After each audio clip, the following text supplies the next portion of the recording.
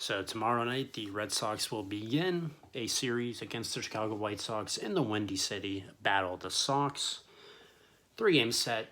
All the games are at 8:10 p.m. Tuesday through Thursday. Chicago is they're 21-20 now on the season. They were scuffling a little bit, but sweeping the doubleheader last night against the Yankees puts them over 500. They're second in the AL Central behind the Minnesota Twins. Looking at their lineup, a lot of scary names, honestly. A lot of people who can hit for power primarily, and a few people who can hit for average. I look at a guy like A.J. Pollock, Tim Anderson. Tim Anderson's one of the most exciting players in the game right now. He can hit for pop, and he can hit for average, and he can hit for speed, and he's just a great all-around player. A.J. Pollock's a guy who can also hit for average and hit for power. Jose Abreu's always got some pop in him. Robert's got some pop in him. Yasmani Grandal is getting older, but he's still got some pop in him. So 5 or 6 of those players in the top 6 that I just mentioned honestly scare me in that top 6 of the order for sure for Chicago. If we want to look at the pitching matchups for this series, we have in the first game Nick Pivetta versus Dylan Cease. In the second game, we have Rich Hill versus Lucas Giolito. And in the third game, we have Michael Wacha, and Chicago has not yet announced who they will be putting on the mound for that game. So, Pivetta, 2-4, 4.22 ERA, 41 strikeouts on the season. Obviously, we all know he's coming off one of the best outings of his career. 110-plus pitch, complete game, only allowing 1 run in his last start against Houston. It was the first batter of the game, a 10-pitch battle that ended in a home run for Jose Altuve, but other than that, the whole way through, he was nails. 8 strikeouts, went the whole 9 innings. You love to see it. We go to the other side. Dylan Cease, 4-1 with a 3.09 ERA and 67 strikeouts on the season.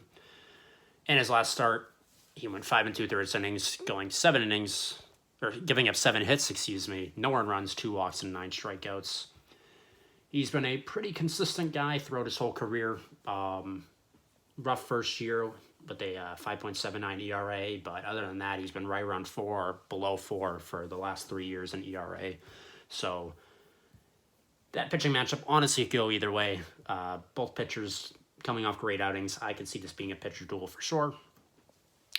Rich Hill in the bump, second game for the Red Sox, 1-1 with a 3.90 ERA, 23 strikeouts on the season. In his last start, didn't do great, only went 2 innings, giving up 4 earned runs, but the bullpen was able to pick up the slack the rest of the way. You can't expect too much from Rich Hill. We talk about it all the time with the team here at BSML Red Sox, where he's 42 years old. He can only eat so many innings up at the end of the rotation. You hope you can get 5 out of him, maybe 6, but the likelihood is around 4 plus, and you're looking at this being a bullpen game for the Sox, the Red Sox at least. Giolito on the other side is 2-1 with a 2.84 ERA this season and 44 strikeouts. In his last start, he had a solid outing, nothing amazing. He went 5 innings, 7 hits, 2 earned runs, 2 walks, and 7 strikeouts. So pretty solid stuff from Lucas Giolito, who every season since 2019 essentially has gotten better. Sub-4 ERA. Last year he was great. Off to a good start this year. And yeah, I would say this could be a troubling matchup for Boston if it comes to the bullpen. I mean, the bullpen's been pitching great lately, but this has the likings of a bullpen game, and if Rich Hill can give us a few more, like 5 or 6, and the Red Sox can get some runs up against Giolito, then it's possible we can come away with a victory in this game. But if we have to go a little bullpen earlier than expected and we're playing from behind, it's going to be tough to come back against a pitcher with of the caliber of Giolito. Final game of this series, Michael Wacha, so far 3-0 with a 1.76 ERA on the season, 22 strikeouts. As I touched upon in the post-series recap, that was his first start back last series from being on the injured list for a few weeks. He went 4 2/3 innings, giving up 2 earned runs, 3 walks, 3 strikeouts. Nothing amazing, but he's just been Mr. Reliable so far this season. A good arm at the back of the pen, at the back of the pitching staff, I should say, starting pitching staff. But every time he's on the mound, he gives us a chance to win. I wish I could say more about who the White Sox are putting on the mound, but we just don't know. But I do expect Waka to be able to give us 5 or 6 innings, hopefully, and put us in a position to win. So I think just X factors for both teams is just, can their offenses produce? I think both teams are putting solid pitchers on the mound who are either streaking right now or have had solid seasons to date. So I think pitching, there's going to be a big emphasis on pitching this season, and games are going to be won or lost by pitching. So it just all comes down to which offenses will be able to produce when the time is right or when the time is necessary. Runners in scoring position has been a big theme for the Red Sox, and I'm sure it's just a big theme for a lot of teams around the league. So just cashing in when runners are in scoring position is huge, especially as I just talked about. When you have good pitchers on the mound, you don't want to squander good opportunities against them. So just making it count. And the bullpen, because you have the likings of at least one of these games going to be a bullpen game, as I talked about with Rich Hill. Can your bullpen do what it did last series and done what it done for the last week plus now, where it can give you, 4, 5, 6 shutout innings? That's a lot to ask, but if you want to win, bullpen's got to be great too. So a few X factors there. Should be a fun series. We're going to learn a lot about the Red Sox in the series. Are they really back? That's what people are saying.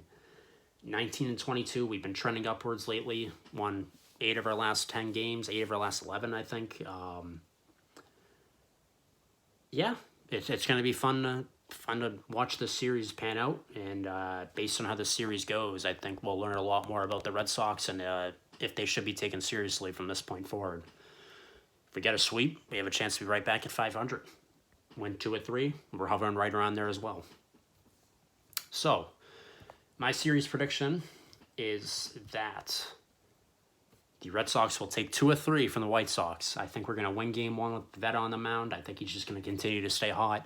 I think we'll lose Game 2 just because bullpen game, you never know what can happen with that. And I think the White Sox will be able to pound Hill early and just, win the game in the first couple of innings, honestly, first 3 or 4 innings.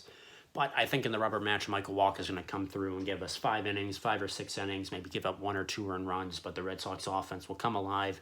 So I think we will take 2 or 3 in this series, and the Red Sox will win their 4th straight series. Here's to hoping. All right, everyone. Let's go Red Sox. Let's keep the good vibes going.